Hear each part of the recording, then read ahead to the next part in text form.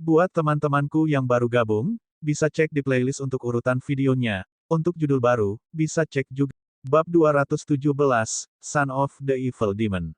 Hujan tanpa henti terus menetes ke gunung. Saat berdiri di tengah hujan, ada keheningan aneh di mana orang hanya bisa mendengar tetesan air hujan yang menetes. Namun, ketika Feng Feiyun berbalik untuk melihat pemandangan berkabut ini, dia hanya melihat jejak curam di belakangnya. Tidak ada wanita di sana atau siapapun yang berbicara sama sekali. Apakah saya mendengar sesuatu? Feng Feiyun menutup matanya dan mengirim 5 niat surgawi untuk memindai ruang tanpa akhir ini, tetapi dia tidak dapat menemukan apapun. Belum lagi manusia, bahkan burung-burung itu sudah lama hilang. Dia membuka matanya lagi dan tidak berani berlama-lama di sini. Dia melanjutkan jalan setapak berlumpur menuju jalan setapak tua di dekat tepi tebing ke puncak gunung. Ini adalah tingkat kelima menara Immeasurable. Kebanyakan orang gagal selama persidangan ini, dan bahaya di sini tentu berakibat fatal. Bahkan kesalahan terkecil pun akan menyebabkan pemanjat menara segera gagal. Ruang ini sepertinya persis seperti dunia nyata. Mungkin bahkan akan ada beberapa sisa-sisa reruntuhan kuno atau beberapa simbol kuno dari masa itu.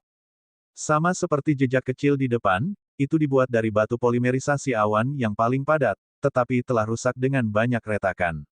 Feng Feiyun hanya bisa melompat di atas batu-batu ini untuk terus maju. Setelah melewati jalan ini, dia telah mencapai titik setengah jalan. Ada patung batu setinggi 8 meter berdiri di jalan ini, itu diukir dari batu putih murni. Itu dihiasi dengan baju besi dan memegang pedang besar, menjaga jalan ini untuk selamanya. Namun, arca batu ini juga tidak bisa lepas dari layunya waktu. Kepala dan pundaknya tertutup lumpur, sementara rumput liar tumbuh di atasnya. Di bawah, lumpur telah mencapai lututnya dan hampir menutupi separuh tubuhnya. Terlepas dari semua ini, cacat ini tidak bisa menyembunyikan niat pertempuran abadi di tubuhnya.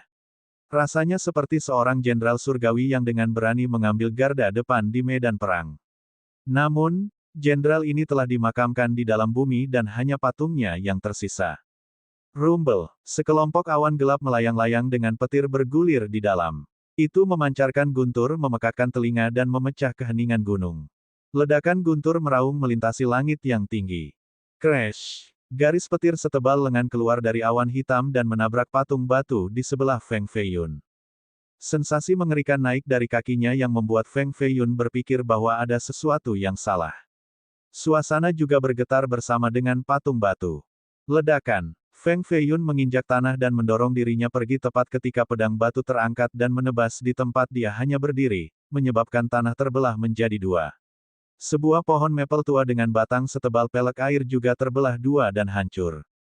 Patung batu itu jelas bergerak, dan kekuatan tebasan dari sebelumnya bisa merobohkan dinding batu setinggi 10 meter menjadi berkeping-keping. Boom! Patung ini mengangkat kakinya dari lumpur ketika terbang, meninggalkan dua lubang besar. Sekali lagi menabrak Feng Feiyun. Pedang itu panjangnya sekitar 6 meter dan lebar 1 meter. Pedang setebal tangan manusia dan harus memiliki berat yang cukup. Dengan satu tebasan, gelombang kejut yang dipancarkan membentang lebih dari 10 meter dan menyebabkan bumi gempa. Feng Feiyun dengan cepat bermanuver di belakang patung batu ketika jarinya mengumpulkan semua kabut dan uap air dari hujan, suasana basah tiba-tiba menjadi kering. Seni air gelap, sebuah balok hitam pekat terbang dari jarinya dan menghantam patung itu, menyebabkannya terbang ke gunung, menciptakan lubang besar. Feng Feiyun tidak santai sama sekali. Patung ini memiliki kekuatan pertempuran yang sama dengan gadis berpakaian hitam di tingkat sebelumnya, keduanya berada di pencapaian besar basis dewa, tetapi kekuatan pertahanannya sangat jahat. Meskipun Dark Water Art menghantamnya, itu menyebabkan hampir nol kerusakan. Boom! Benar saja. Patung itu terbang keluar dari dalam gunung dan mengangkat pedangnya lagi untuk dengan marah menyerang ke bawah. Feng Feiyun mengelak sekali lagi, tapi dia masih dipaksa mundur lebih dari 100 kaki karena gelombang kejut pedang itu. Pertahanan patung ini luar biasa. Jika Feng Feiyun berhasil melatih seni kelima, seni bumi kuning, maka dia akan bisa menghentikannya. Namun, ia hanya sampai pada seni ketiga, seni kayu Verdan, dan masih memiliki cara untuk pergi. Di dalam menara, kekuatan Spirit Treasure setelah berkurang ke level terendahnya, jadi cincin roh tak terbatas tidak bisa melepaskan potensi sebenarnya. Karena tidak bisa menembus pertahanan patung ini, itu dipantulkan kembali juga. Boom, boom, boom. Meskipun memiliki tubuh raksasa, tindakan patung ini agak cepat. Itu meretas, memotong, dan menyapu secara horizontal, memaksa Feng Feiyun mundur selangkah demi selangkah. Siapa yang tahu dari mana patung ini dibuat? Namun, itu pasti lebih sulit daripada baja. Feng Feiyun mencoba untuk menyerang secara langsung setiap kali, tetapi tidak hanya dia tidak dapat menghancurkan patung itu, dia juga berakhir dengan rasa sakit di lengannya. Pada saat ini, serangan telapak tangan Feng Feiyun membawa kekuatan 640.000 pound, tetapi tidak bisa melukai patung ini sama sekali. Apakah tidak ada cara untuk menyerang tubuhnya? Pikir Feng Feiyun. Patung itu bergegas maju untuk membunuh sekali lagi. Pedang batunya membelah bumi di bawah kaki Feng Feiyun saat tubuh bilahnya tertancap di tanah. Meskipun Feng Feiyun mengelak dengan cukup cepat, ujung bajunya masih terpotong oleh bilahnya. Jika dia sedikit lebih lambat, maka itu bukan hanya bajunya, seluruh tubuhnya akan dipotong setengah. Aku mengerti. Mata Feng Feiyun menyala saat dia menatap pedang batu di tangan patung itu. Bahan pedang ini bahkan lebih sulit daripada patung itu. Selain itu sangat tajam dan tidak bisa dihancurkan. Hanya pedang ini yang bisa menghancurkan patung itu. Setelah memikirkan hal ini, Feng Feiyun tidak lagi menghindar dan dengan gegabah bergegas menuju patung itu. Telapak tangannya memadatkan kekuatan 7 kilins. Dia menunggu sampai patung itu mengangkat pedangnya lagi sebelum menyerang dengan sekuat tenaga menuju pergelangan tangan patung itu. Satu adalah kekuatan ke bawah sementara yang lain adalah kekuatan ke atas. Tangan raksasa patung itu sangat terguncang, menyebabkan pedang sepanjang 7 meter itu terbang menjauh. Swoosh! Feng Feiyun bergegas melewati langit. Kedua tangannya menangkap dan mencengkeram pedang dengan erat, lalu dia menebas ke bawah. Bilahnya 3 kali lebih besar dari Feng Feiyun, menciptakan adegan yang tidak proporsional.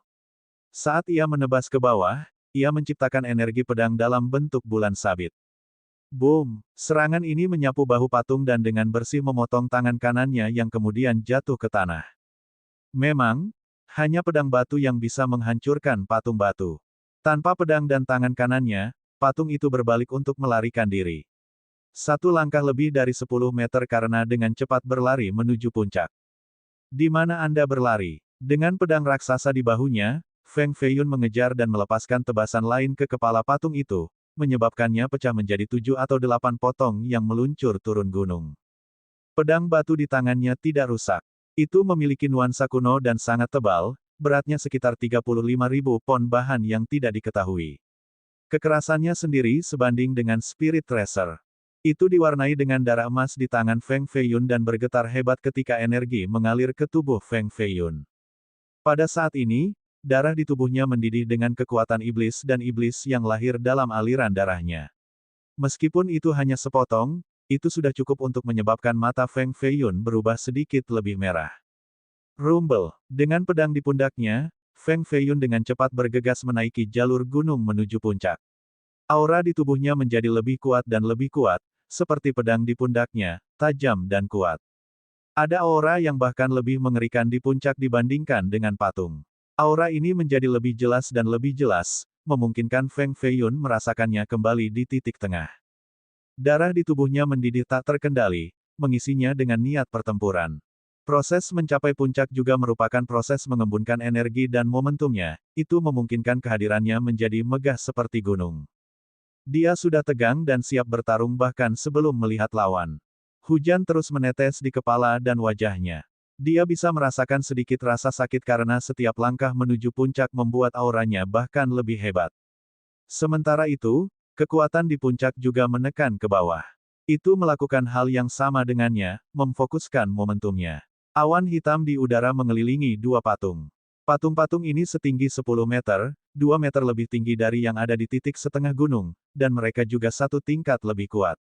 Dua patung, satu di sebelah kiri dan satu di sebelah kanan. Patung-patung ini seperti dua roda raksasa yang bergulir turun dari puncak. Satu langkah untuk mengalahkan mereka. Feng Feiyun berteriak saat semua momentum yang tersimpannya meledak. Dia mengerahkan semua energi tubuhnya, menyebabkan tulang dan ototnya berderit saat dia mengayunkan pedang raksasa dengan tangannya. Bang! Bang! Dengan hanya satu tebasan, kedua patung itu dipotong menjadi 4 bagian secara bersamaan. Feng Feiyun jatuh dari langit dengan pedang masih di tangannya. Kakinya terbanting ke tanah, menciptakan lubang besar. Dia terus-menerus terengah-engah sambil melihat dua patung yang rusak saat matanya menjadi lebih merah. Energi jahat bersama dengan energi iblis bergerak di sekitar tubuhnya. Meskipun hanya sedikit, itu menyebabkan darah emasnya menjadi hitam. Ada energi batu dari patung-patung bercampur di sana juga dan langsung masuk ke aliran darahnya, menyebabkan energi jahat dan iblis di tubuhnya melambung lebih tinggi. Asteris asteris asteris. Di luar menara immeasurable di tablet batu setinggi lebih dari 100 kaki, cermin immeasurable memancarkan sinar cahaya. Ini sedikit mengejutkan Wali. Ada yang ketiga untuk mencapai tingkat ke-6 menara immeasurable. Siapa ini? Sebuah gambar yang bahkan lebih menakutkan muncul setelah itu muncul di cermin. Itu adalah Feng Feiyun dengan mata merah dan tangan yang ditutupi sisik naga hitam. Di atas kepalanya adalah kabut yang tidak menyenangkan ketika dia mengangkat pedang batu setinggi lebih dari 7 meter lalu membantingnya ke langit, menyebabkan awan menghilang. Tepat setelah itu, dia dan energinya yang jahat memasuki lantai 6 menara. Adegan di permukaan cermin ini seperti kelahiran dewa jahat, menyebabkan semua orang yang menunggu di luar menara merasakan kesemutan di kulit kepala mereka ketika hati mereka bergetar. Seolah-olah lonceng besar berbunyi di benak mereka. Mereka tidak bisa lagi tetap tenang. Bab 218, Raja Surgawi. Menara immeasurable hanya akan menyala ketika seseorang masuk ke lantai 6. Di atas monumen yang menjulang tinggi, hanya dua sisi yang awalnya dinyalakan, milik Little Demoness dan Cielai. Tapi sekarang, pihak ketiga telah menyala, mengejutkan semua orang. Energi pembunuh ini menyebabkan seluruh cermin menjadi hitam. Bahkan wali tua itu tercengang. Angin sepoi-sepoi yang dingin meninggalkan punggungnya saat dia dengan cepat pergi dari monumen untuk menatap cermin ketiga dengan takjub. Ini, Bei Mingtang menatap penampilan setan Feng Feiyun di cermin dan tidak bisa mempercayai matanya sendiri. Feng Feiyun berhasil mencapai level ke-6. Selain itu, ia ditekan ke tingkat yang tak terlukiskan oleh energi jahat dari tubuh Feng Feiyun, menyebabkan sisa kata-katanya tersangkut di tenggorokannya. Apakah ini darah iblis benar-benar bangun di dalam Feng Feiyun? Sekelompok api berkibar di langit, menutupi tuan misterius itu. Suara orang itu penuh kegembiraan seolah-olah mereka telah menunggu darah di dalam Feng Feiyun terjaga selama ini sehingga Feng Feiyun bisa mengerahkan kekuatan sejatinya untuk spanduk tuan untuk menindas seluruh generasi. Namun, Master dengan cepat mengesampingkan ini dan berpikir untuk diri mereka sendiri, tidak, jika darah iblis telah terbangun sepenuhnya, maka Feng Feiyun akan langsung menerobos pencapaian besar basis dewa sampai ke mandat surga, dan situasinya saat ini tidak menyerupai mandat surga tingkat pertama. Petik 2. Dalam gulungan kuno, untuk benar-benar membangunkan darah iblis, seseorang harus minum darah jahat. Pada saat ini, satu-satunya orang yang memenuhi syarat untuk ini di dinasti Jin adalah wanita jahat. Tidak mungkin baginya untuk membangunkan darahnya sepenuhnya. Dia hanya distimulasi oleh sesuatu yang menghasilkan sebagian dari kebangkitan darahnya. Meskipun Bei Mingtang sangat tidak puas dengan Feng Feiyun dan menyimpan kebencian yang mendalam, dia masih menjadi murid dari 4 klan besar serta gerbang Dao. Dia memiliki pengetahuan yang hebat dan tahu beberapa desas-desus tentang putra iblis itu. Hanya dengan meminum darah jahat dia bisa benar-benar membangkitkan darah iblisnya. Dengan kata lain, jika dia ingin menjadi putra iblis yang sebenarnya, dia harus minum darah wanita jahat. Namun, wanita jahat itu adalah evil corpse berusia 1000 tahun, dan budidayanya adalah Dao darah. Darah jahat di dalam tubuhnya sangat berharga dan membutuhkan darah 1 juta orang untuk mengumpulkan setetes. Paling-paling, dia hanya akan memiliki 1000 tetes di tubuhnya. Untuk membangunkan darah iblisnya, dia harus minum setidaknya 1000 tetes. Ini berarti bahwa agar iblis yang sebenarnya keluar, wanita jahat harus mati karena kehilangan darah. Pada saat ini, tidak ada yang memiliki kekuatan bahkan untuk membuatnya menumpahkan setetes darah. Apalagi semuanya, jadi Bei Mingtang percaya bahwa darah iblis Feng Feiyun belum terbangun sepenuhnya dan hanya sedikit terstimulasi. Ini masuk akal. Jika dia benar-benar terbangun, maka penampilannya akan jauh lebih menakutkan daripada sekarang. Tuan misterius itu tertawa terbahak-bahak. Bagi tuannya, semakin kuat Feng Feiyun, semakin baik. Pada akhirnya, dia hanya bidak. Dengan gelang darah mengendalikannya, bahkan jika dia menjadi iblis yang sebenarnya, dia tidak akan bisa lepas dari nasibnya yang terikat. Selain itu, Bahkan jika Feng Feiyun bisa memecahkan segel gelang, Master punya metode lain untuk memaksa Feng Feiyun tunduk. Di atas langit yang tinggi, kereta naga melayang-layang seperti kereta kuda para dewa. Putra dari reputasi iblis itu memang layak. Bakat tinggi seperti itu, untuk dapat mencapai tingkat ke-6 sudah, petugas Yu menyentuh lengan bajunya dengan lembut sementara wajahnya mengenakan senyum gelap seperti biasa. Kasim ini menatap tajam ke cermin, tidak ada yang tahu apa yang dia pikirkan saat ini. Kuncinya adalah bahwa ini adalah pertama kalinya dia memasuki menara yang tak terukur. Suara Putri Luofu juga datang dari kereta dengan nada penuh implikasi. Ya, ini adalah kedua kalinya si Yelai ketika dia mencapai tingkat ke-6. Petugas Yu menganggukkan kepala setuju. Setelah beberapa saat, suara Putri Luofu datang lagi, saya melakukan beberapa perhitungan menggunakan Ninestars Ceremonial Plate sekarang. Darah iblis mulai bangkit, tapi aku tidak tahu apa yang Mi itu. Petik 2. Semua orang di luar menara berteriak-teriak berdiskusi. Hanya dalam satu hari, 3 jenius telah mencapai tingkat ke-6. Selain itu, 2 dari mereka adalah wajah segar karena ini adalah pertama kalinya mereka di menara. Little Demoness dan putra setan pengkhianat dari klan Feng, klan ini benar-benar menantang surga, mereka mampu menghasilkan 2 jenius jahat seperti ini pada saat yang sama. Jika Master Klan Feng tidak mengusirnya, maka 100 tahun kemudian ketika mereka berdua siap, belum lagi Grand Southern Prefecture, bahkan seluruh dinasti Jin akan gemetar ketakutan. Petik 2. Saya khawatir bahkan Tuan Klan Feng tidak berharap bahwa Putra Iblis memiliki potensi seperti itu, tetapi sudah terlambat untuk menyesal sekarang. Petik 2.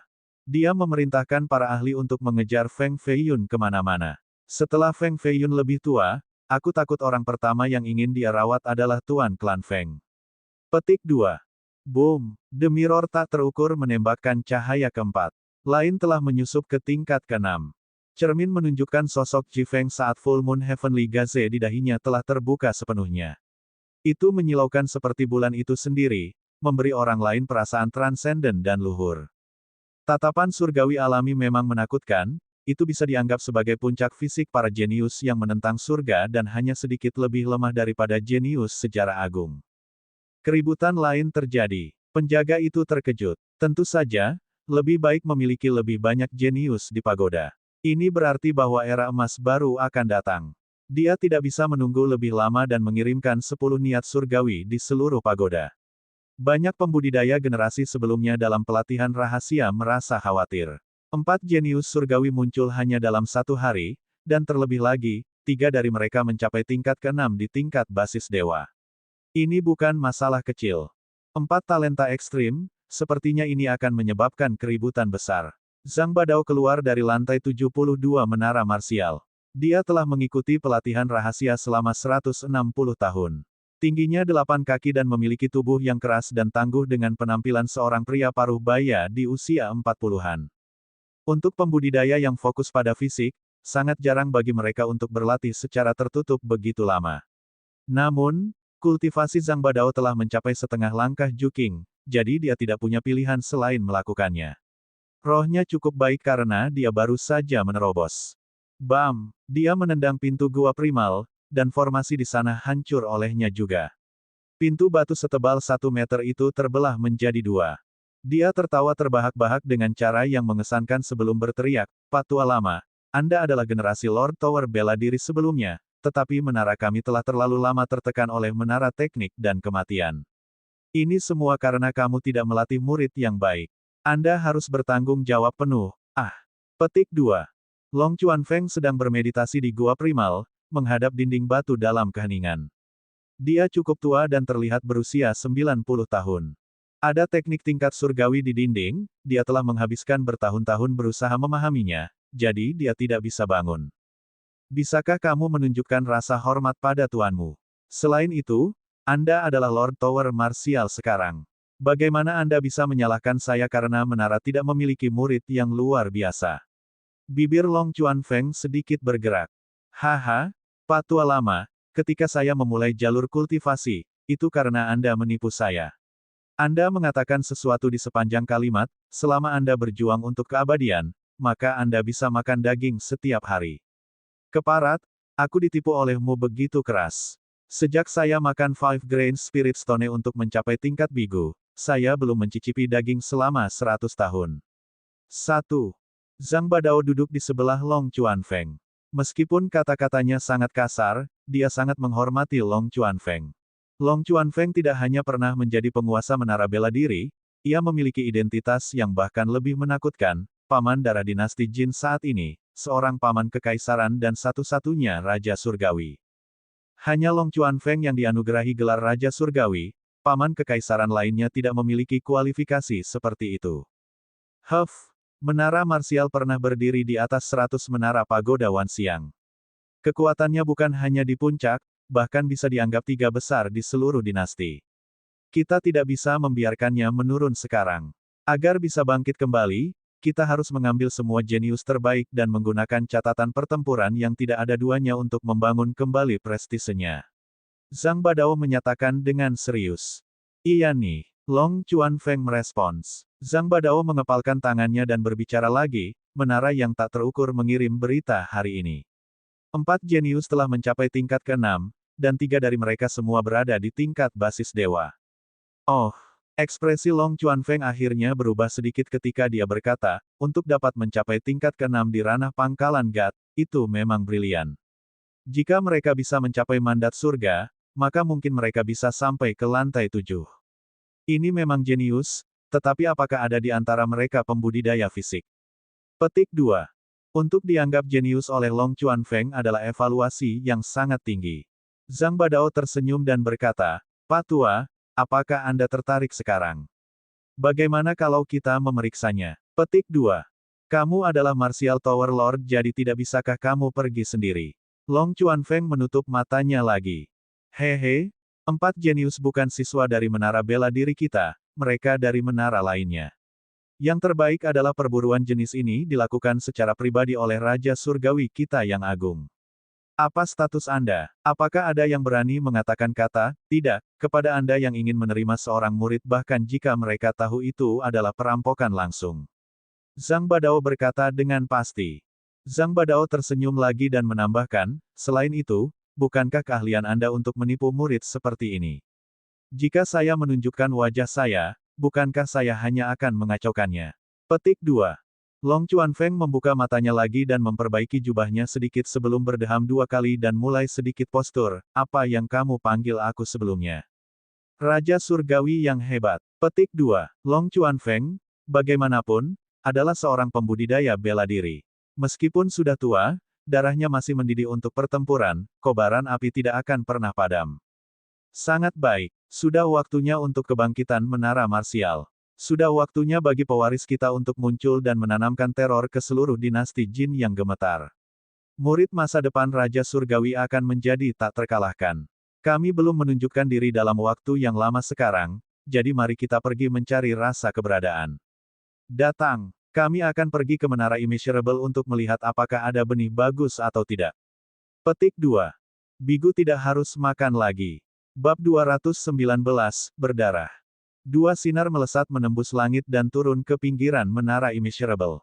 Long Chuanfeng, dengan tangan disilangkan di depan dadanya, tampak seperti Raja Surgawi dengan aura yang menyebabkan orang lain membungkuk. Bahkan Tuan Menara Bela Diri, Zhang Badao, berdiri dengan patuh di belakangnya. Dia tua dengan punggung tertekuk tetapi membawa aura tiada taraf. Dia melengkungkan dadanya dan melihat ke depan. Di luar menara, banyak aura yang kuat menjulang ke langit, menyebabkan para murid muda merasa sangat tertekan. Banyak ahli dari generasi sebelumnya datang berlari ke menara. Beberapa dari menara teknik, beberapa dari menara Dao, dan beberapa dari menara sihir, masing-masing dari mereka adalah ahli nyata. Pagoda Wanxiang setara dengan memiliki 100 tempat suci bersama, namun mereka masih independen dalam keberadaan bersama. Para ahli yang lebih tua semuanya terkejut melihat Lord Menara Bela Diri dan Raja Surgawi tiba.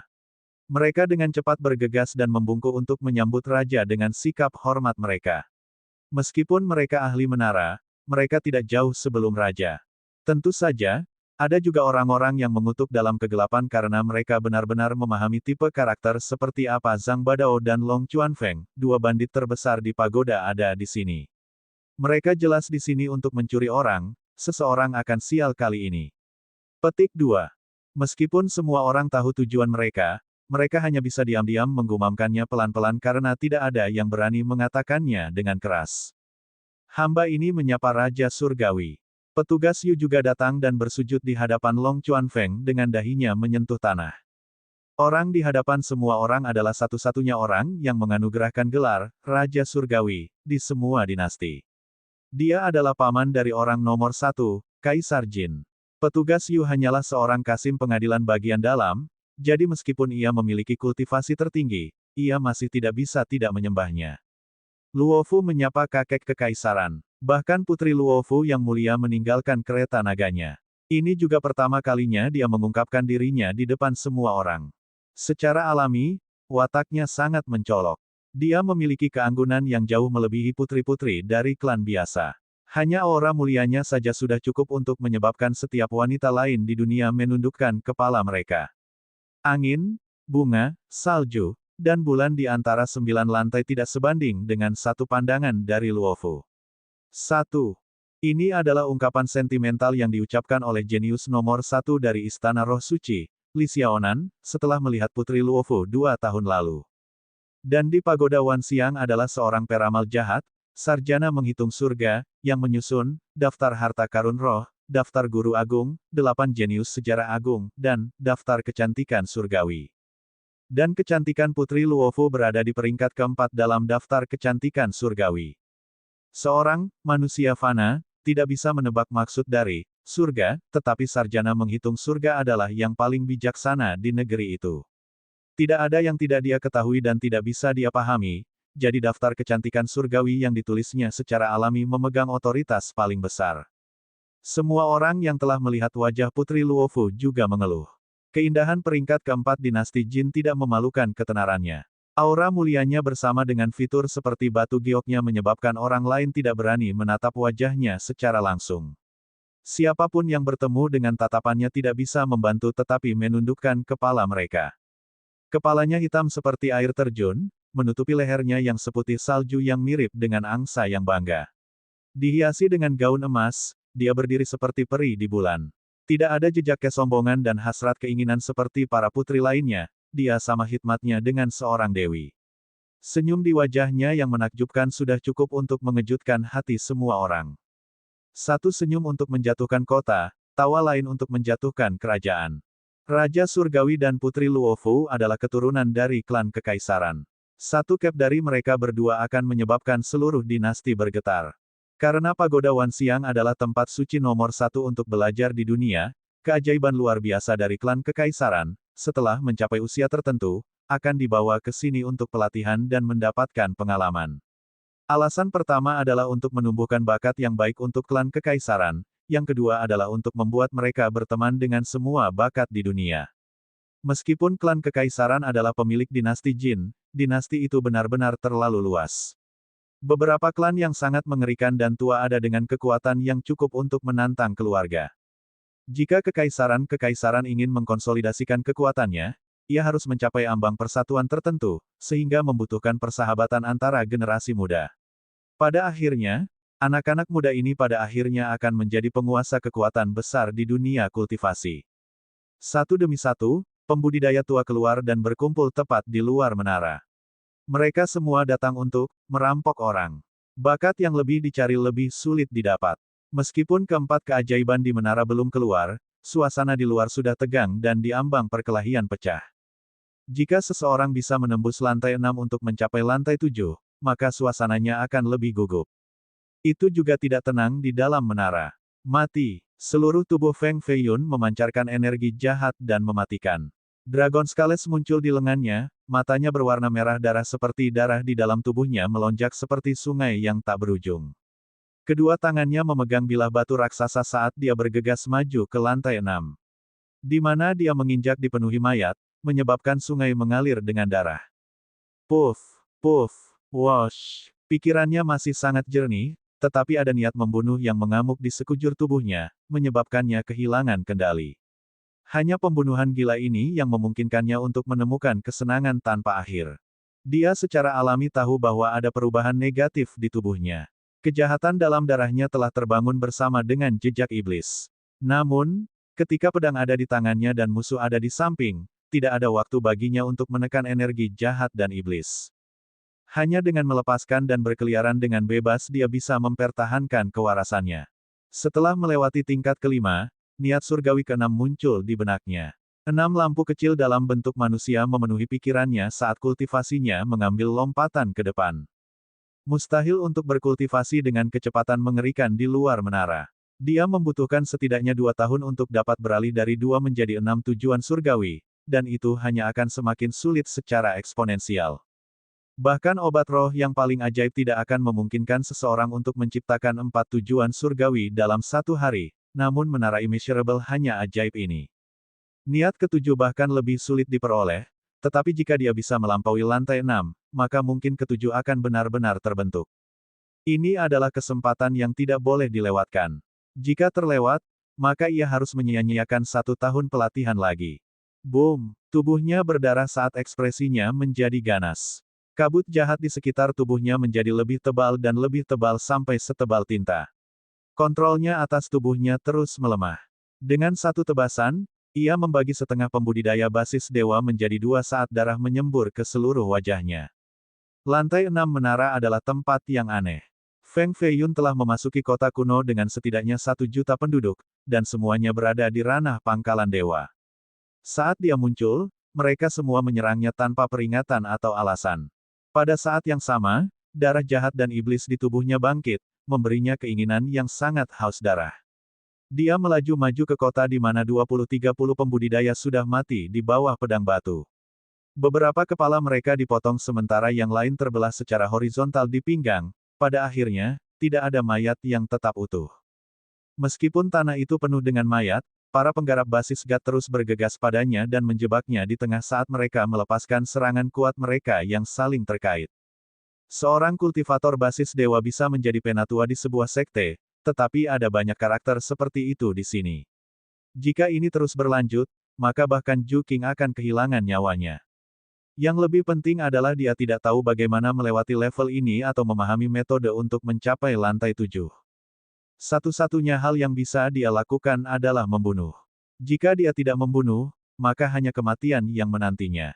Meskipun Feng Feiyun sengit dengan energi jahatnya yang melonjak, seluruh tubuhnya masih terluka. Darah emas menetes dari pundak, wajah, punggung, dan lengannya, tanpa henti.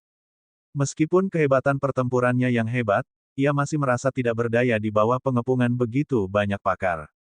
Dia pada dasarnya tidak bisa membunuh mereka semua, belum lagi tidak satupun dari mereka yang lemah. Mengapa begitu banyak orang tidak bisa melewati lantai 6? Dalam keadaan seperti itu, banyak yang bahkan tidak bisa bertahan 1 menit sebelum tercabik-cabik, apalagi berhasil melewatinya. Mati! Feng Feiyun menjerit lagi saat dia mengayunkan pedangnya untuk membunuh orang lain, mengecat jalan dengan darahnya. Dia ingin bergegas maju, tetapi dia tidak bisa melangkah lebih jauh karena terlalu banyak musuh. Sudah sulit untuk tetap hidup, apalagi melawan aktif. Semakin tinggi budidaya seseorang, semakin kuat musuh dan semakin banyak mereka di lantai 6. Feng Feiyun adalah puncak basis dewa dengan 6 niat surgawi, jadi yang paling lemah dari musuh-musuhnya masih basis dewa awal. Ada basis dewa menengah dan puncak juga. Jika pembudidaya mandat surga tingkat pertama mencapai lantai 6, maka musuh mereka akan mencapai puncak basis dewa. Beberapa akan menjadi pencapaian besar basis dewa bersama dengan beberapa pembudidaya mandat surga tingkat pertama. Inilah sebabnya mengapa memiliki kultivasi yang lebih tinggi tidak selalu menyiratkan kesuksesan. Puff! 1 lapisan cahaya menghilang dari cermin. 1 orang nyaris gagal di antara 4 jenius. Itu Ji Feng. Dia bertahan selama 1 menit di lantai 6 sebelum terluka parah dan harus menyerah. Meskipun dia tidak bisa melampaui tingkat ke-6, tidak ada yang membuat komentar sedih. Sebaliknya, mereka memandangnya dengan penuh hormat seolah-olah itu adalah pahlawan. Ini adalah pertama kalinya dia memasuki menara, namun dia berhasil bertahan selama 1 menit di lantai 6, ini sudah merupakan prestasi yang luar biasa. Di masa lalu, si Yelai tidak sehebat dia. Bakat Ji Feng berada di atas bahkan si Yelai. 3 sisi lain dari cermin itu masih seterang sebelumnya karena para jenius tertinggi lainnya masih menjalani cobaan masing-masing. Semua orang di luar dengan cepat berspekulasi untuk melihat siapa yang akan gagal berikutnya. Semua orang berpikir itu akan menjadi Feng Feiyun karena pertempuran sebelumnya di menara pameran marsial menunjukkan bahwa bakat Feng Feiyun hanya sekitar tingkat yang sama dengan Ji Feng. Karena Ji Feng bisa bertahan 1 menit sebelum pensiun karena cedera serius, Feng Feiyun mungkin tidak akan jauh berbeda darinya. Idiom untuk hubungan asmara, romansa kecantikan, khususnya satu di rumah bordil atau rumah nyonya rumah. Dikatakan bahwa semua keindahan di tempat-tempat ini tidak sama dengan satu pandangan dari Luofu. Bab 220, Jenius Sejarah Agung ke-9. Di dalam kota kuno yang penuh dengan pembudidaya lapis baja, bahkan yang paling lemah di antara mereka ada di pangkalan dewa awal dan berjumlah ribuan. Auras dipenuhi dengan niat bertarung melayang ke udara, bahkan menakuti langit dan menyebabkan bumi bergetar. Suara gemetar dunia memancar bersama dengan ratapan dan rintihan yang menyedihkan. Api perang berkobar selama beberapa hari tanpa akhir seolah-olah pasukan besar membantai warga di kota. Namun, satu-satunya pejuang di kota itu adalah Feng Feiyun yang berlumuran darah. Ini adalah perang abadi dengan pembunuhan tanpa henti. Seolah-olah mereka akan membunuh sampai akhir dunia dan menghancurkan segalanya sampai semua kembali ke permulaan purba. Gemuruh. Sambil berdiri di atas platform batu tua dengan tangannya mengangkat pedang besar, Feng Feiyun menyalurkan kekuatan besar untuk menghancurkan baju besi hitam seorang pembudidaya basis dewa menengah. Pedang batu tetap tidak terluka, tetapi bunga api terbang dari baju zirah, tubuh itu hancur berkeping-keping juga.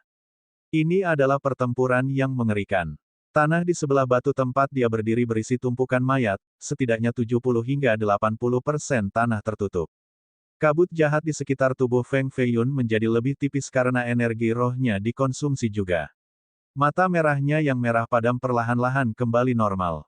Bagaimanapun, darah jahat dan iblis di tubuhnya hanya terbangun sedikit. Ketika dia mengerahkan energi roh dalam jumlah besar, tentu saja itu akan mati kemudian bersembunyi di dalam nadinya sampai distimulasi lagi. Feng Feiyun memegang pedang dengan kedua tangan sambil terengah-engah. Rasa letih yang kuat melanda dirinya, tetapi dia masih berdiri dengan dadanya yang membuncit dengan bangga. Dia tidak membungkuk dan malah menatap lawan yang tak terhitung jumlahnya di bawah ini. Jika Anda ingin bertarung, maka kita akan terus berjalan. Meskipun dia tidak punya harapan untuk melewati tingkat ke-6, niat pertempuran Feng Feiyun tidak berkurang sedikit pun. Di bawah pertempuran terus-menerus, dia bisa merasakan kultivasinya meningkat dengan cepat, tingkat pertumbuhan ini hampir 3 kali lipat tingkat penanaman biasa. Berjuang adalah jalan pintas tercepat untuk menjadi kuat. Pertarungan hidup atau mati dapat menstimulasi potensi tak terbatas dalam tubuh seseorang. Tangan Feng Feiyun basah oleh darah saat gagang pedang menjadi basah juga, menyebabkannya menjadi sangat lengket. Pedang putih besar yang terbuat dari batu juga telah diwarnai dengan warna berdarah. Pedang putih akan memasuki tubuh dan pedang merah akan keluar sesudahnya. Pluf! Dia menebang satu lagi pembudidaya, tetapi yang lain meninggalkan luka yang menakutkan di punggungnya dengan tebasan. Daerah yang diiris sekarang memiliki luka selebar jari dengan darah menetes keluar, memperlambat mengambil nyawanya. Pergi ke neraka. Feng Feiyun berbalik dan menahan rasa sakit yang parah. Dengan pedang di tangannya dan tulangnya mengeluarkan bunyi berderak ketika otot-ototnya menegang, semua kekuatan di tubuhnya bergerak ke tangannya saat dia membanting pedang ini yang beratnya 35.000 pound, mengubah pembudidaya basis dewa awal ini menjadi genangan darah. Bahkan tulangnya dihancurkan menjadi bubur. Dia akan terus bertarung selama masih ada kekuatan yang tersisa. Hingga saat ini, hanya 6 orang yang dapat mencapai tingkat ke-7 menara tak terukur di ranah pangkalan God. Keenamnya adalah jenius sejarah utama, tetapi tidak dijamin bahwa setiap generasi dapat menghasilkan satu, jadi sama sekali tidak memalukan untuk tidak dapat lulus. 1 jam telah berlalu, tapi Feng Feiyun masih belum dikalahkan. Mereka yang menunggu di luar menara dengan penuh perhatian menonton 3 cermin di monolit. 2 jam telah berlalu, tetapi lampu dari cermin tidak redup sama sekali. Ini benar-benar di luar harapan semua orang. Banyak yang berpikir bahwa Feng Feiyun, paling-paling, hanya akan bertahan selama 15 menit sebelum dikalahkan, tetapi 2 jam telah berlalu dan ia tidak menunjukkan tanda-tanda kekalahan, dia masih bertarung di dalam tingkat ke-6 dan sekarang telah bertahan 8 kali lebih lama dari Ji Feng. Sementara itu, Little Demoness dan Si Yelai, yang telah memasuki tingkat ke-6 sebelum Feng Feiyun, masih belum dikalahkan. Tentu saja, mereka masih belum mencapai tingkat ke-7 dan masih membunuh di tingkat ke-6.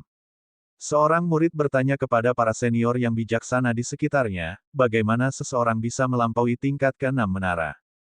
Semua senior yang bijaksana di sini telah memasuki menara sebelumnya. Karena budidaya mereka menjadi semakin kuat dengan waktu, lantai yang mereka capai juga jauh melampaui tingkat ke-6. Misalnya, Lord Martial Tower, Zhang Badao, telah memasuki tingkat ke-9 sebelumnya.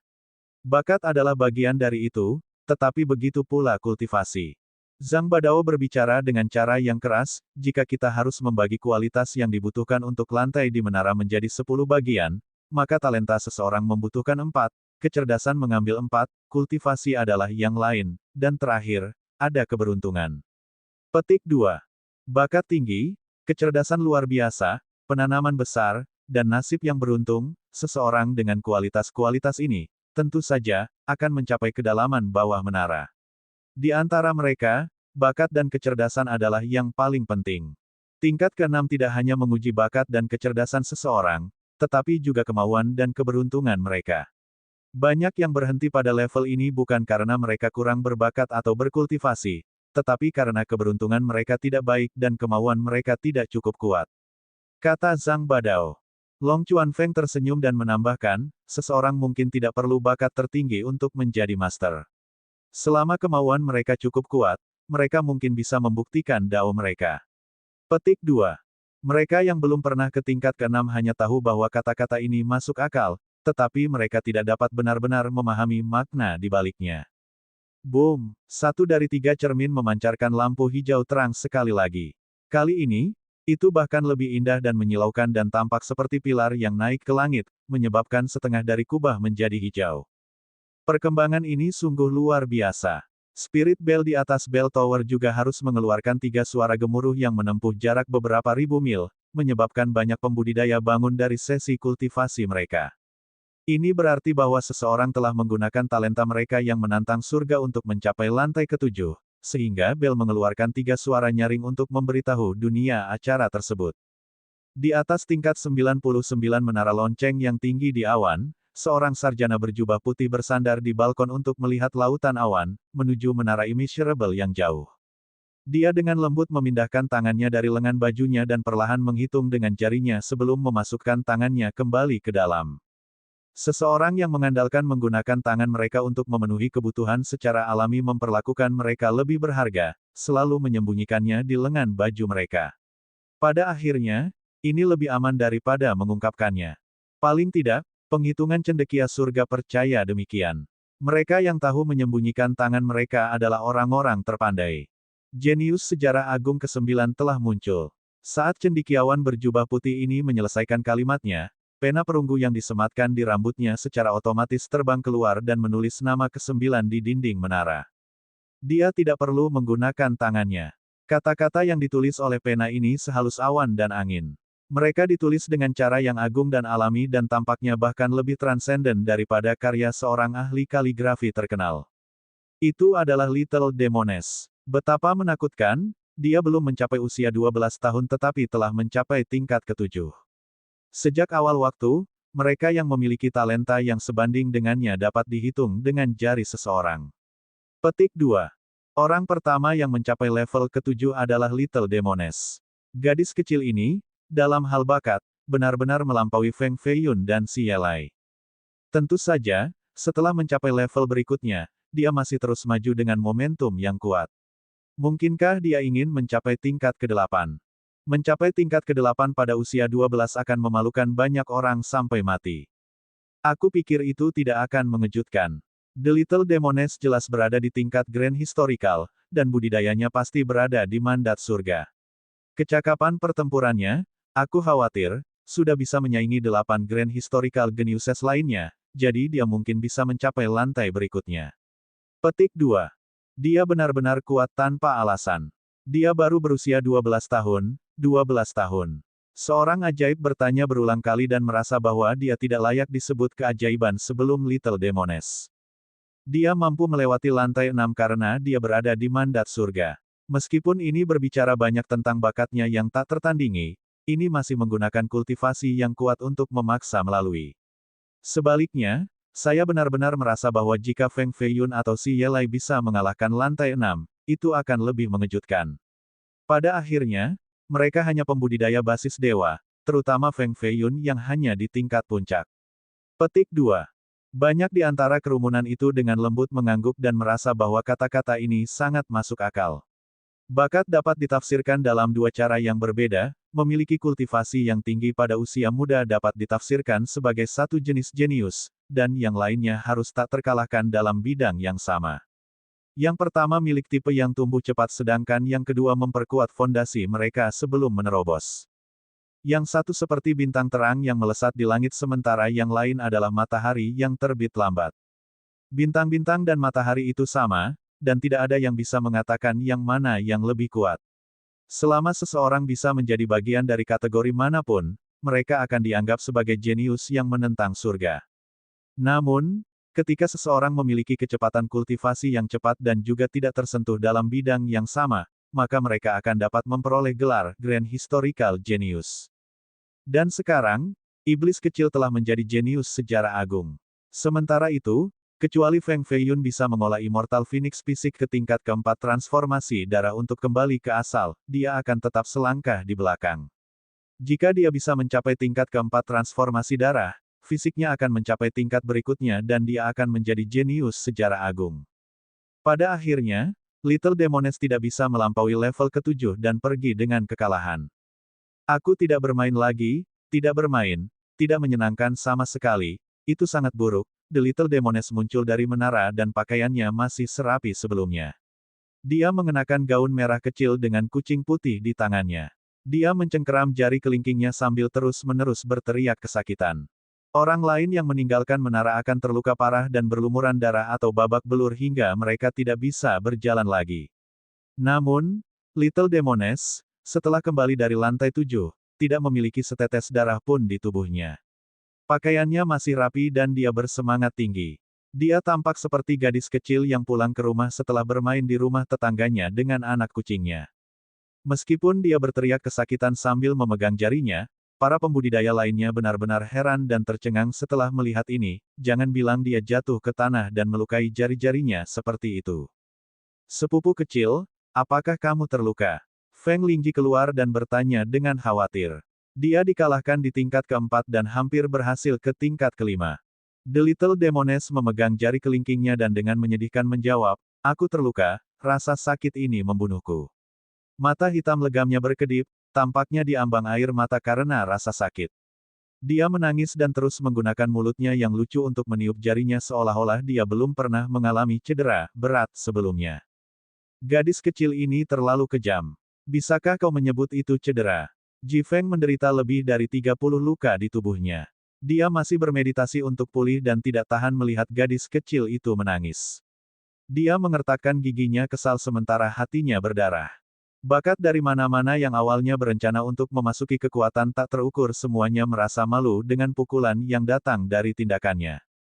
Bab 221, Pembunuhan Tanpa Akhir. Meskipun Little Demoness telah dikalahkan di lantai 7, bahkan luka sekecil apapun tidak dapat ditemukan di tubuhnya, menyebabkan orang lain curiga bahwa dia sebenarnya cukup kuat untuk melewati lantai 7. Sementara itu, Feng Feiyun dan Si Yelai masih membunuh di lantai 6. Ini adalah pertempuran sengit. Jika salah satu dari mereka bisa melewati lantai 6, maka mungkin mereka akan diberikan gelar dan menjadi Grand Historical Genius ke-10.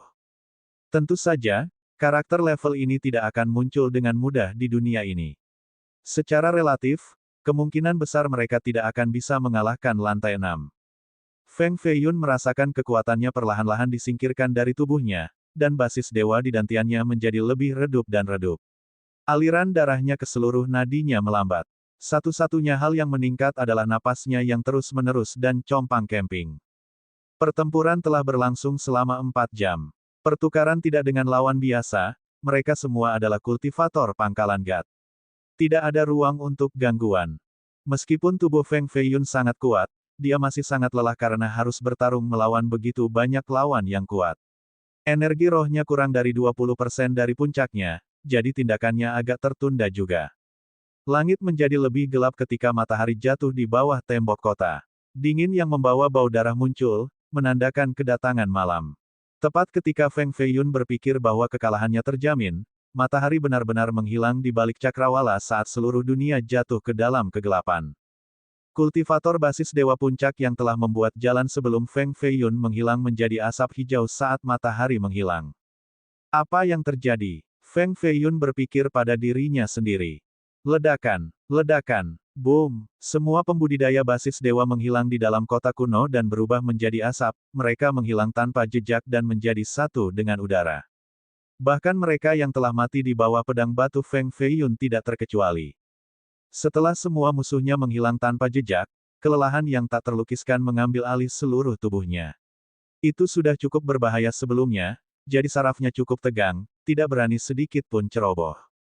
Tapi sekarang, ketika bahaya menghilang untuk sementara waktu, gelombang kelelahan dan rasa kantuk datang, membuat Feng Feiyun berharap dia bisa turun ke lantai dan tidur nyenyak. Namun, dia benar-benar tidak bisa tidur saat ini. Kedamaian ini hanya sementara. Saat matahari terbit lagi di cakrawala, para penggarap basis dewa ini akan muncul sekali lagi dan menyerangnya dalam gelombang. Ini adalah spekulasi Feng Feiyun. Meskipun dia tidak ingin mengangkat satu jari pun, dia masih duduk dalam posisi meditasi dan mulai menyingkat energi rohnya.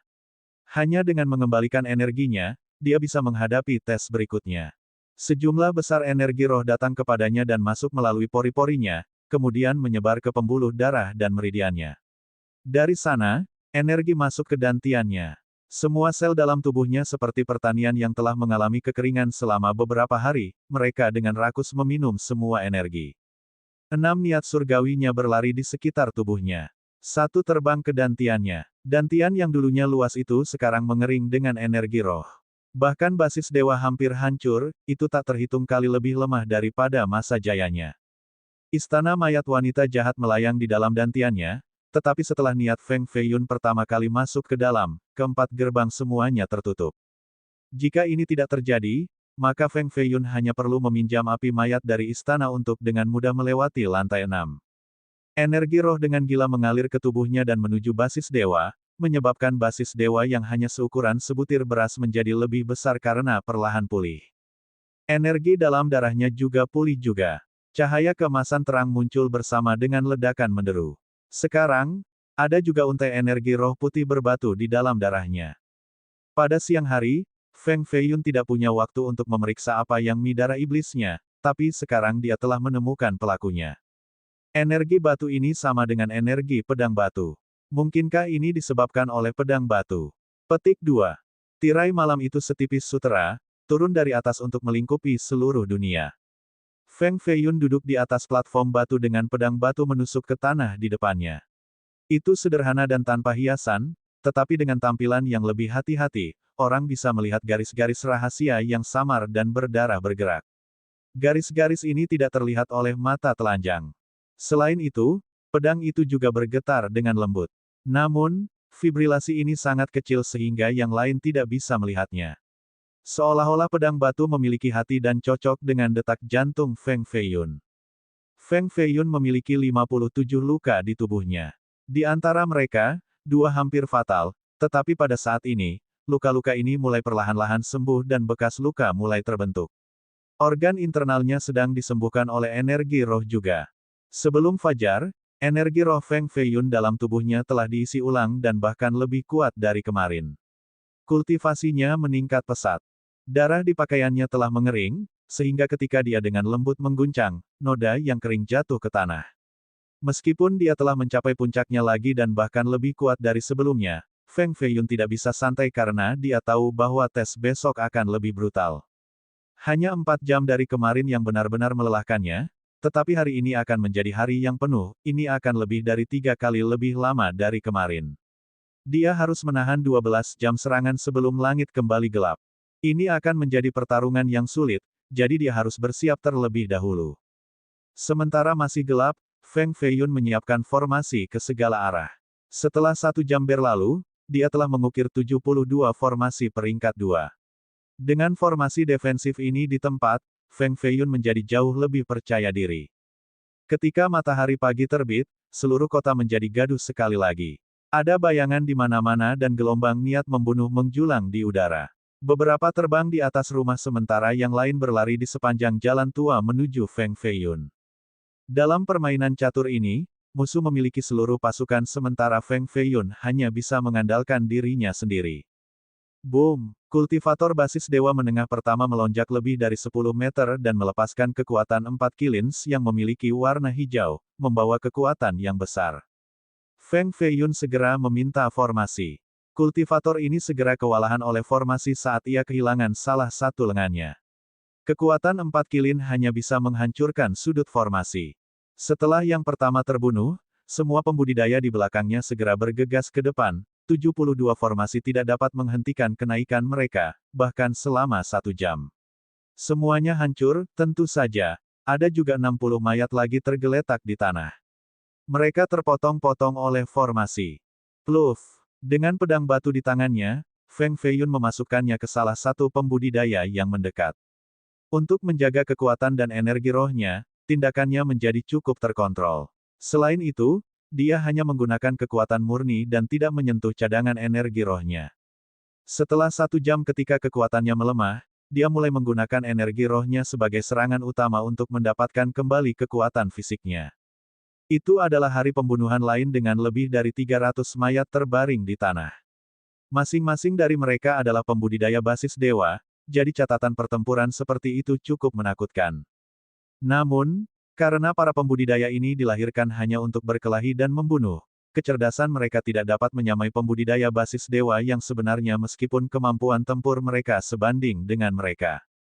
Jika Feng Feiyun bertempur di dunia nyata melawan lebih dari 300 pembudidaya basis dewa, maka beberapa rubah tua akan menyelinap dalam beberapa serangan dan membunuhnya, tidak mungkin dia bisa meniru tugas ini di luar. Bahkan pembudidaya mandat surga tidak bisa melakukannya. Feng Feiyun terus bertahan sampai malam. Gedebuk, pedang batu jatuh ke tanah. Luka-lukanya bahkan lebih buruk dari kemarin, mengakibatkan dia langsung jatuh ke tanah. Setelah sekian lama berlalu, ia berjuang untuk bangun dengan menggunakan kedua tangannya sambil menggigit giginya. Menggunakan jejak energinya yang terakhir, dia dengan paksa memanggil potensi sebenarnya dan memaksa dirinya untuk berlatih sekali lagi dengan mengembunkan energi roh. Seluruh tubuhnya menjadi mati rasa karena rasa sakit. Lelah dan kuyuh, dia hanya ingin memejamkan mata sebentar dan beristirahat. Namun, dia tahu bahwa dia tidak boleh melakukannya karena begitu dia menutup matanya, dia akan menjadi tidak sadar. Pada saat dia bangun, itu sudah fajar.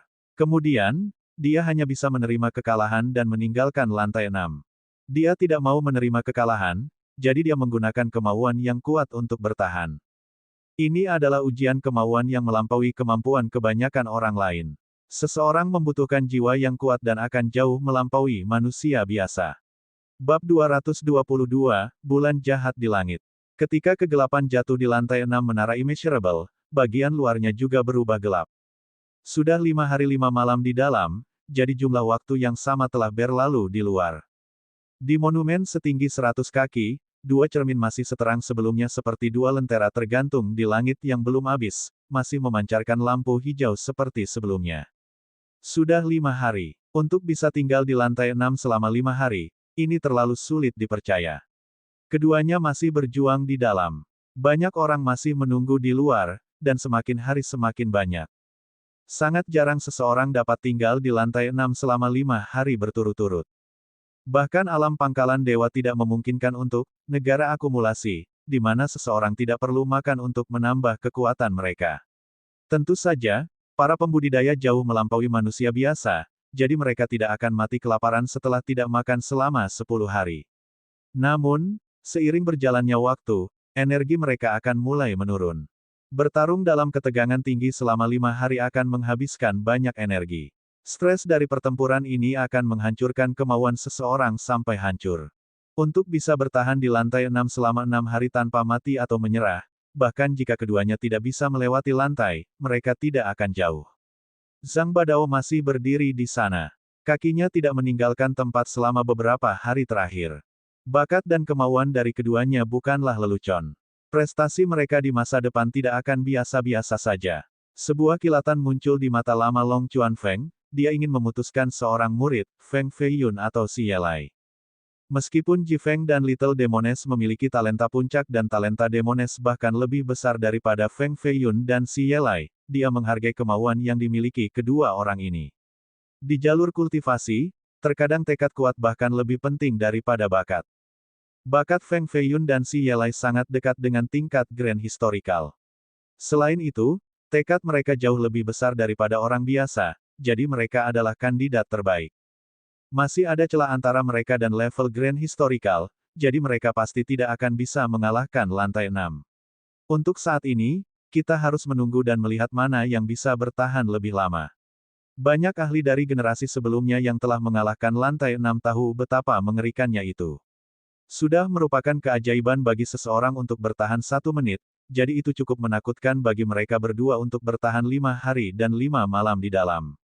Banyak yang penuh dengan harapan untuk keduanya di dalam. 2 hari lagi telah berlalu, dan 1 cermin di atas monumen akhirnya redup. Yang lain gagal. Setelah 7 hari, Xi Yelai tidak lagi bisa bertahan dan pergi dengan luka-luka hebat. Aku gagal lagi. Kulitnya ditutupi dengan lapisan tebal darah kering. Pakaiannya benar-benar ternoda darah dan lumpur. Bahkan wajahnya yang tampan tertutup sepenuhnya. Hanya matanya yang berkedip menunjukkan bahwa dia masih hidup. Dia menggunakan pedangnya untuk menopang dirinya ke depan, berjuang untuk mengambil setiap langkah saat dia menguatkan dirinya, tetapi dia tidak bisa menyembunyikan kelelahan tanpa batas yang menyerangnya. Bam! Saat dia keluar dari menara dan melihat sinar matahari pertama, dia langsung jatuh ke tanah. Dia tidak pingsan karena pusing, tetapi dia tertidur lelap. Setelah 7 hari tanpa istirahat, sarafnya yang tegang berada pada titik puncaknya, jadi setelah mencapai lokasi yang aman, ia tidak bisa lagi menahan dorongan dan langsung tertidur. Petugas Yu mengatur 2 tentara lapis baja untuk membantu membawanya pergi. Setelah itu, dia menghela nafas, sepertinya lantai ke-6 menara ini bukanlah sesuatu yang bisa dikalahkan oleh para pembangun basis dewa, bahkan jenius sejarah agung. Petik 2. Xi Yelai adalah jenius nomor 1 di Heavenly Cloud Prefecture dan berada di puncak pencapaian tingkat pangkalan dewa, tapi dia masih tidak bisa mengalahkan tingkat ke-6 ini setelah 6 upaya. Sepanjang sejarah menara Immeasurable, ada 6 jenius surgawi yang mampu mengalahkan lantai ke-6 di alam pangkalan God. Namun, mereka semua jenius sejarah agung yang sangat langka, belum lagi bahwa pemeliharaan mereka juga kedudukan tertinggi. Sebagai contoh, jenius dari kepercayaan Buddha dari Menara Buddha 1800 tahun yang lalu. Dia adalah yang terbaru dari 6, dan tidak ada orang lain yang mampu melakukan prestasi seperti itu sejak saat itu. Petik 2. Apakah Anda berbicara tentang Hayong Musong yang menjadi kepala biara kuil kehidupan fana? Dia adalah seorang beku suci dengan pencapaian tertinggi dalam doktrin Buddhis dalam 1800 tahun terakhir, keajaiban bangga Menara Buddha, tapi sungguh memalukan, Hais. Petugas Yu mengeluh.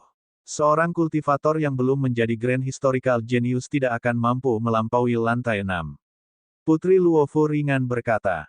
Namun, sebuah cermin tetap bersinar di atas monumen. Feng Feiyun masih gigih dan berjuang. Meskipun semua orang berpikir bahwa dia tidak akan bisa mengalahkan lantai 6, mereka masih ingin melihat berapa hari dia bisa bertahan.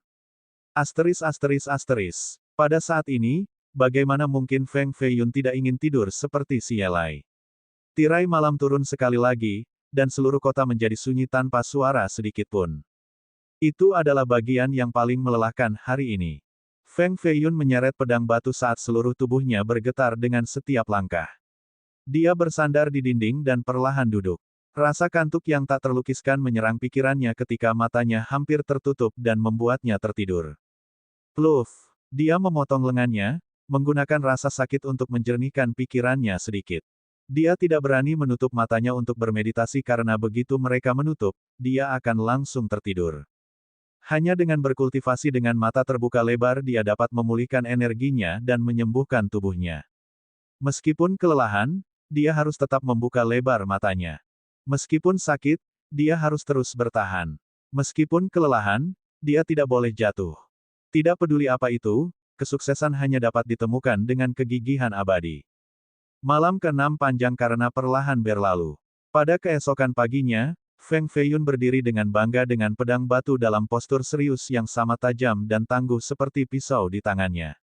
Hari ke-6, hari ke-7, hari ke-8, hari ke-9, hari ke-10. Semua orang di luar menara telah menunggu selama 10 hari penuh, tetapi mereka masih belum melihat Feng Feiyun meninggalkan Menara Immeasurable. Mengutuk. Apakah itu Feng Feiyun masih manusia? Dia benar-benar menghabiskan 13 hari di Menara Immeasurable. Bahkan jika tekadnya kuat, ini 13 hari tanpa makan, bukankah seharusnya dia kehilangan semua kekuatannya sekarang? Petik 2. Tentu saja dia bukan manusia, dia adalah putra iblis. Pantatku, bisakah putra iblis masih memiliki kekuatan tanpa makan? Petik 2. Mungkin itu karena tubuhnya berbeda dari orang biasa, itulah sebabnya dia bisa bertahan begitu lama. Bagi yang lain, bahkan jika tekad mereka bisa mengatasinya, tubuh fisik mereka tidak bisa. Petik 2.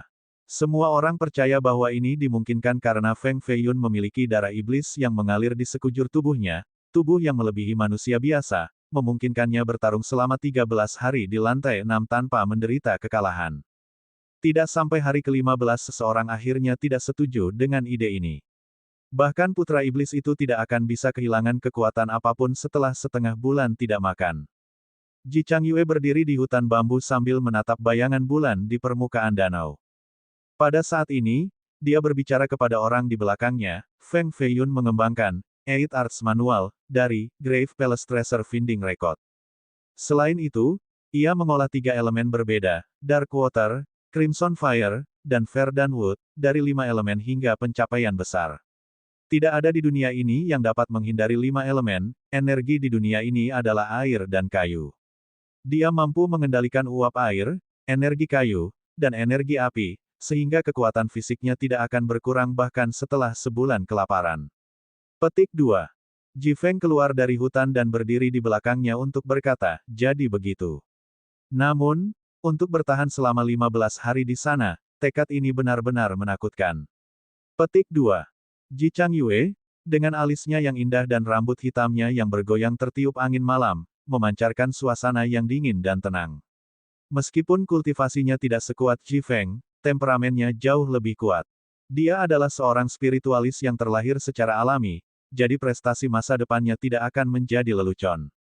Mereka akan lebih besar dari Ji Feng dengan Full Moon Heavenly Gaze. Apakah Anda mengintai Feng Feiyun untuk Manual 8 Seni?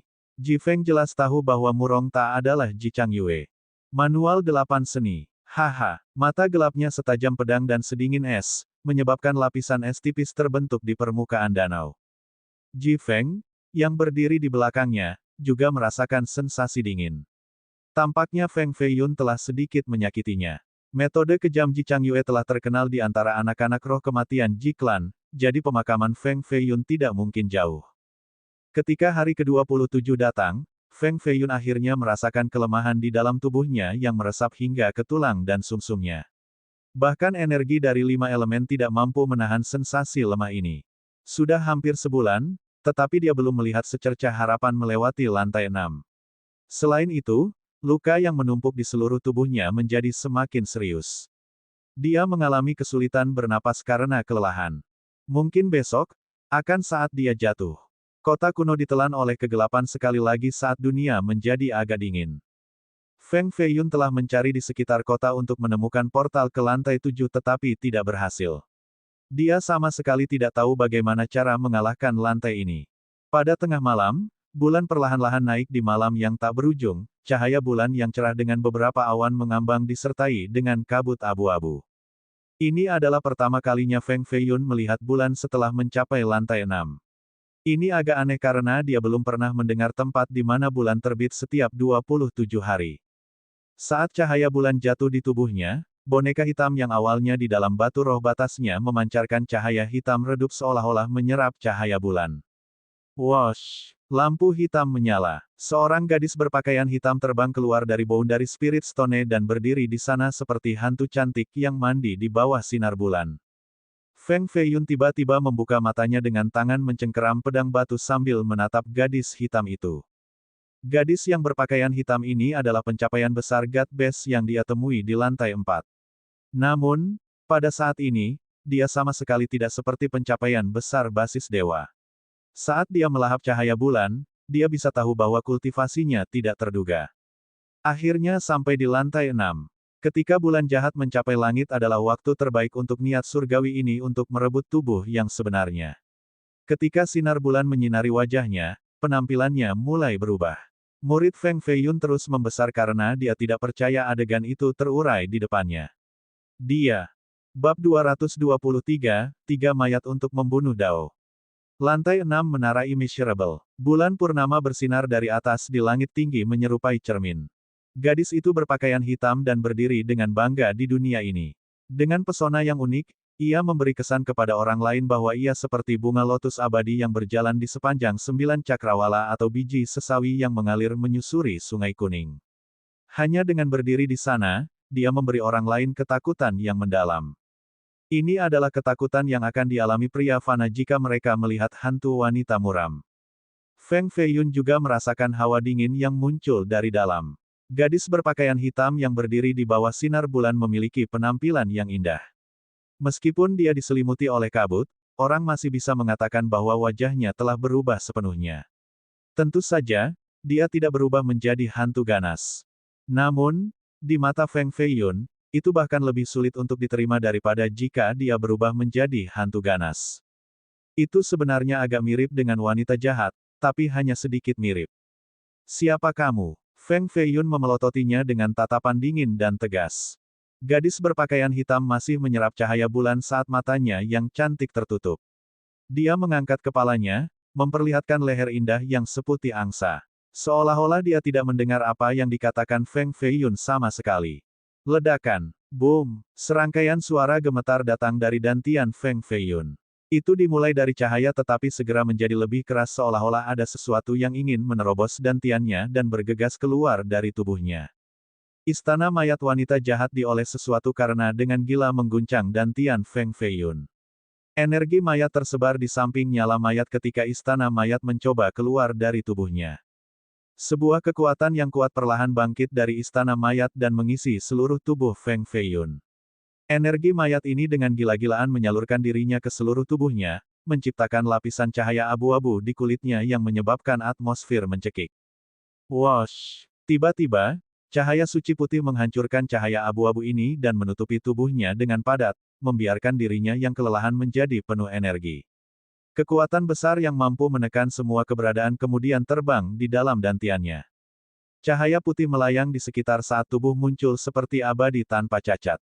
Feng Feiyun tidak berani menikmati kekuatan ini sama sekali karena kekuatan ini juga melahapnya seolah ingin mengambil alih tubuhnya. Good Course, apakah kamu dipenjara oleh Evil Course? Gadis berbaju hitam berhenti menyerap cahaya bulan. Langkah demi langkah, dia mendekati Feng Feiyun. Wajahnya cantik seperti batu giok dan matanya seterang bintang. Jari-jarinya yang tajam mengambil bentuk cakar dan mencoba meraih dantian Feng Feiyun dengan kecepatan cahaya. Jari-jari ramping ini seperti 5 pedang. Dengan kilatan cahaya yang mirip dengan tepi abadi, mereka bertujuan untuk menembus dantiannya untuk mencapai istana mayat. Boom! Sebuah kekuatan beredar di sekitar tubuh Feng Feiyun seperti listrik saat matanya menembakkan dua sinar yang menyilaukan. Salah satu tinjunya menjadi sekeras baja dan menjadi cerah.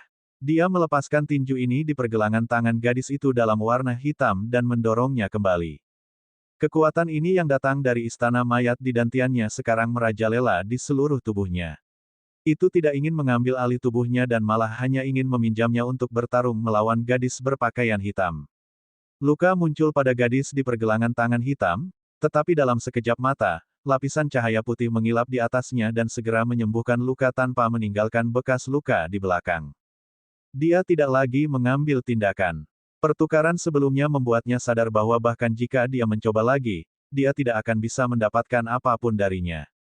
Course yang baik, jadi kamu benar-benar bisa menumbuhkan niatmu sendiri dan menyelesaikan transformasi mayat keempatmu. Gadis berkulit hitam menatap Feng Feiyun, dan matanya yang cantik menjadi terpaku pada dantiannya. Kata-kata ini jelas diucapkan dengan keberadaan di dalam istana mayat. Meskipun Feng Feiyun tidak tahu apa yang sedang terjadi, sebagai kepala suku ras iblis Phoenix, dia bisa melihat satu atau dua petunjuk. Ada pepatah di dalam doktrin Taoisme, bunuh ketiga mayat itu untuk mencapai Dao Purba. Tiga mayat mengacu pada mayat baik, mayat jahat, dan diri. Dengan membunuh ketiga mayat, seseorang akan bisa mencapai buah Dao Purba. Namun, ini hanya tulisan-tulisan yang tertinggal dari tulisan suci leluhur Daois. Sejak zaman kuno, tidak ada yang pernah mencoba melakukannya. Ketika satu orang membunuh mayat baik mereka sendiri, paling tidak, mereka akan menjadi raja yang jahat. Namun, jika mereka juga membunuh mayat jahat mereka, maka orang ini akan kehilangan semua emosi dan keinginan, mereka tidak akan menjadi baik atau jahat. Jika mereka tidak menjadi orang bodoh, maka mereka akan menjadi orang suci. Namun, jika mereka bahkan membunuh diri, lalu bagaimana mereka bisa terus hidup? Karena alasan di atas, tidak ada yang pernah mencoba metode ini. Meskipun buah dao primordial mungkin luar biasa, biayanya mungkin juga fatal. Mungkinkah seseorang benar-benar mengembangkan metode Taoisme ini? Wanita jahat adalah jahat jenazah, jadi apakah gadis seperti peri yang dia lihat di dalam istana jenazahnya adalah jenazah baik? Saat melacak kembali ke asal, mereka berdua adalah orang yang sama. Mayat baik terperangkap oleh mayat jahat di dalam istananya, lalu siapakah gadis hitam di depannya? Mengapa dia muncul di dalam menara immeasurable? Mungkinkah dia sang diri, tubuh sejati? Tidak, itu tidak mungkin karena jika dia mengolah metode Taoisme untuk membunuh 3 mayat, ketiga mayatnya tidak dapat dipisahkan. Lagi pula, bagaimana mereka bisa dipisahkan tanpa dihancurkan? Feng Feiyun merasa bahwa ia memiliki lebih banyak pertanyaan daripada sebelumnya.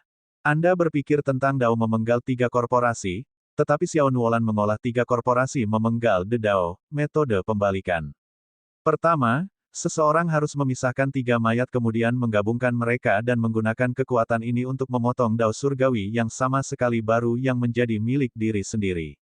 Suara kors baik datang dari istana di dalam dantian Feng Feiyun dan langsung berkomunikasi dengan pikirannya. Sepertinya dia bisa melihat melalui pikirannya, jadi dia bisa menjawabnya dengan cara ini. 3 mayat memenggal Dao. Feng Feiyun tidak percaya, seseorang di dunia ini benar-benar berani membunuh Dao surgawi. Patuhi Dao surgawi dan menangkan Grand Dao, memberontak melawan Dao surgawi dan mendapatkan surga dan bumi. Suara mayat baik menjawab lagi. Feng Feiyun bertanya, Anda mengatakan bahwa Xiao Nuolan membagi dirinya menjadi 3 bagian, kors baik, kors buruk, dan diri. Lalu, dia akan menggabungkan ketiganya menjadi satu lagi untuk membunuh Dao surgawi. Petik 2. Ini rencananya setelah mendapatkan tulisan suci Taoisme kuno, tetapi sesuatu yang tidak terduga terjadi. The Good Course merespons. Apa yang terjadi? Tanya Feng Feiyun. 30.000 tahun yang lalu di benua Banteng Barat, tulisan suci kuno leluhur Daois dicuri. Seorang suci-suci dari doktrin Taoisme memanggil menara tertinggi yang tak terukur di seluruh benua untuk menghisap Xiao Nuolan di dalamnya. Sepanjang jalan, keberadaan misterius lain mengambil tindakan dari benua yang berbeda dan menyerang, menyebabkan menara tertinggi yang tak terukur jatuh ke tanah tandus ini. Mayat baik itu mengingat suatu rahasia kuno. Setiap kata bergema sekencang petir, menyebabkan Feng Feiyun bergidik. Apakah Anda mengatakan bahwa tanah ini adalah benua Banteng Barat? Feng Feiyun agak terguncang. The Good Cops tidak tahu mengapa Feng Feiyun sangat terkejut. Dia berpikir bahwa Feng Feiyun memiliki pengetahuan yang terbatas, jadi dia perlahan menjelaskan, Western Bull Continent sangat luas dan membentang sejauh ratusan juta mil.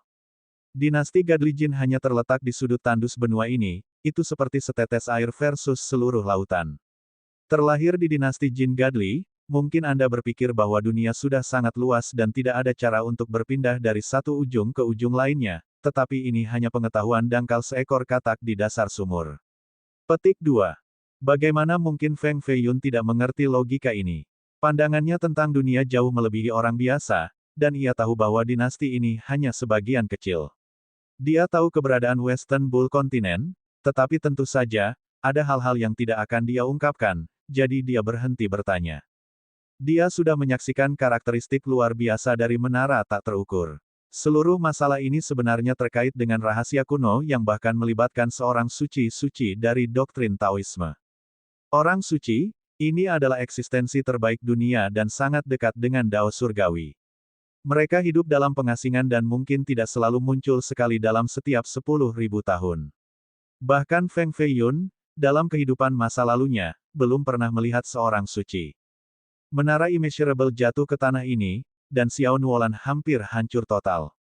Namun, pada saat itu, ia berhasil melarutkan kultivasinya dan dibagi menjadi 3 hingga, sekali lagi, menginjak jalur 3 mayat memenggal Dao. 1800 tahun yang lalu, seorang jenius dari agama Buddha memasuki menara yang tak terukur, dan jahat jenazah berubah menjadi boneka batu hitam, yang ingin meminjamnya untuk melarikan diri dari menara. Petik 2.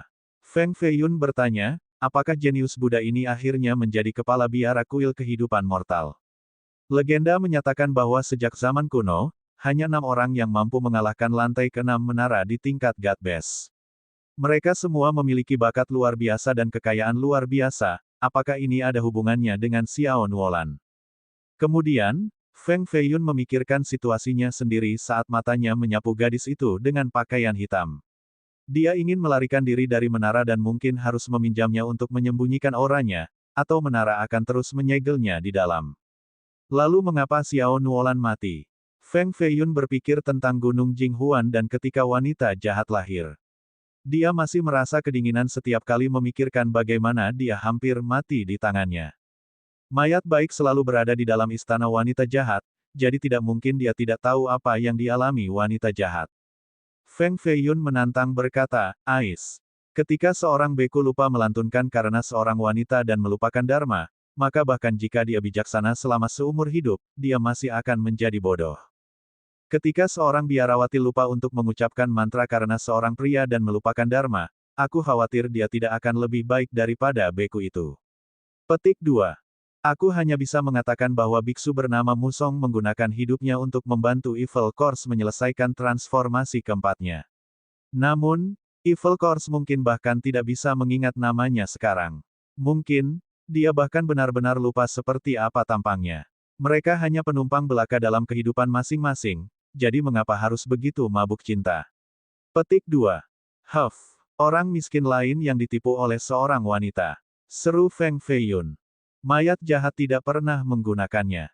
Dia juga memandang rendah untuk melakukan hal seperti itu hanya keinginan sepihak beku yang bodoh itu. Sifat jahatnya berkuasa, dan keyakinannya adalah menggunakan kekuatan untuk menekan orang. Kenapa dia harus mengambil keuntungan darinya? Petik 2. Jadi itu adalah orang yang menyedihkan dengan cintanya yang sepihak. Jawab Feng Feiyun. Mengapa kamu memiliki begitu banyak keluhan terhadap wanita? Selain itu, mengapa Anda menambahkan kata lain setiap kali? Mayat baik itu bingung. Karena aku telah ditipu oleh seorang wanita sebelumnya, dan itu juga sepihak. Jawab Feng Feiyun. Good Course menjadi sunyi di dalam istana mayat. Sementara itu, gadis hitam berdiri di bawah sinar bulan seperti hantu menyambut sinar. Dia mengulurkan tangannya yang seperti batu giok lebih tinggi daripada langit seolah-olah dia ingin memetik bulan purnama yang cerah di langit. Cahaya bulan mengembun dan, dengan kecemerlangan yang memukau, sebuah portal dibuka dengan paksa olehnya di langit. Tingginya 300 meter dan tampaknya merupakan jalan setapak ke surga. Di dalamnya ada kekosongan tanpa akhir yang terlihat. Ini adalah portal ke lantai 7 menara Immeasurable. Dia benar-benar meminjam kekuatan cahaya bulan untuk secara paksa membuka jalan ke lantai 7.